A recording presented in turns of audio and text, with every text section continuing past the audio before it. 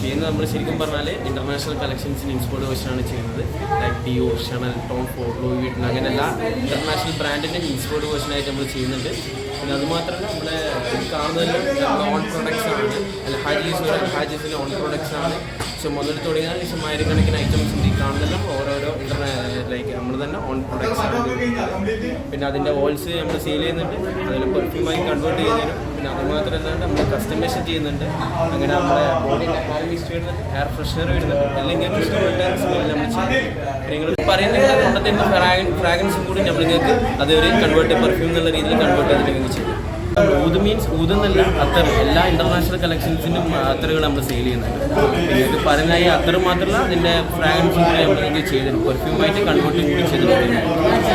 കേരളത്തിൽ ഇപ്പോൾ 4ാമത്തെ ബ്രാഞ്ചാണ്. ഇനി ഓൾറെഡി നമുക്കുള്ളത് GCC-യിലാണ്. GCC, മാൽദീവ്സ്, ഇന്ത്യയിൽ ലോഞ്ച് ചെയ്തു. ഇനി UK, ഇനി ഇത് മൊത്തം ഇൻ്റർനാഷണൽ മൊത്തം വൈഡായിട്ട് വരുന്ന ഒരു കമ്പനിയാണ് അൽഹാജീസ് പെർഫ്യൂമിക്സ് ബൈ അൽഹാജീസ് എന്ന് പറയും.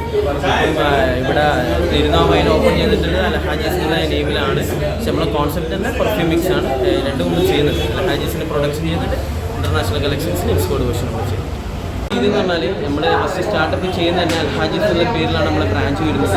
അതിൽ നമ്മൾ ഈ പറഞ്ഞ ഇൻസ്പയർഡ് വേർഷൻ എന്നുള്ള രീതിയല്ല, അതിൻ്റെ ഒറിജിനൽ പീസാണ് നമ്മൾ കൊടുക്കുന്നത്, സെയിൽ ചെയ്യുന്നത്. ബട്ട് ഇപ്പോൾ നമ്മുടെ ന്യൂ കോൺസെപ്റ്റാണ് പെർഫ്യൂം മിക്സ് എന്ന് പറയുന്നത്. അത് നമ്മളിപ്പം എല്ലാ ഇൻ്റർനാഷണൽ കളക്ഷൻസിനും ഇൻസ്പയർഡ് വേർഷൻ നമ്മൾ ചെയ്യുന്നത്. ഒറിജിനൽ പീസിൻ്റെ എന്താണോ സ്മെല്ല് വരുന്നത് അതേ സെയിം ഫ്രാഗ്രൻസിലാണ് നമ്മൾ നിങ്ങൾക്ക് ചെയ്യുന്നത്.